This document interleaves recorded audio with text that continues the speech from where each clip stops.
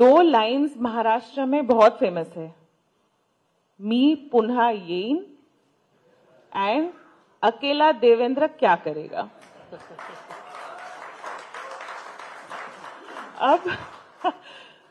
अब prime minister sir भी कल ही वो बोले कि मैं फिर से आऊंगा यहां, और दूसरा जो प्राइम मिनिस्टर बोलते हैं वो सब जानते हैं, जैसे कि आई शो एन एग्जाम, अब की बार।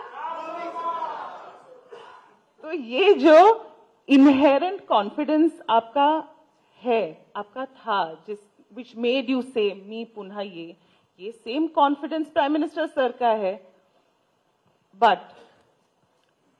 धोखा करके जब ऑपोजिशन ने गवर्नमेंट बनाई, आप आ भी गए, अब पुनः आ गए, लेकिन उन्होंने धोखा करके गवर्नमेंट बनाई। उस वक्त सर आपके क्रिटिक्स, उनकी इकोसिस्टम, उन्होंने बहुत मॉक किया। मेरा सवाल ये है, are you still confident and would you say me पुन्हा येईन अगेन?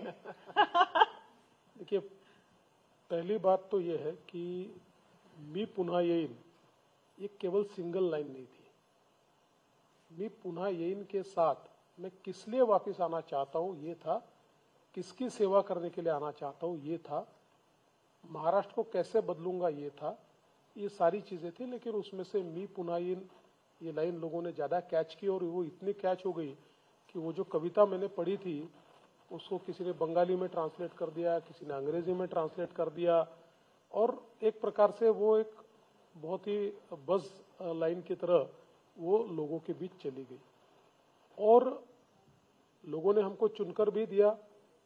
और ये बात भी सही है कि केवल सत्ता के लिए, कुर्सी के लिए जब उद्धव जी ने हमारे पीठ में खंजर घोंपा, तो उसके बाद एक समय ऐसा भी रहा। क्या होता है कि हम लोग कहते हैं ना, नथिंग सक्सीड्स लाइक सक्सेस।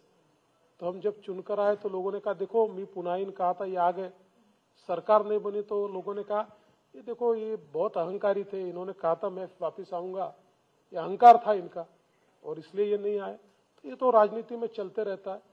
लेकिन मैंने कहा था मी पुन्हा येईन, तो उसमें 2.5 साल लग गए, लेकिन 2.5 साल बाद आया तो ऐसा आया कि दोनों पार्टी तोड़कर आए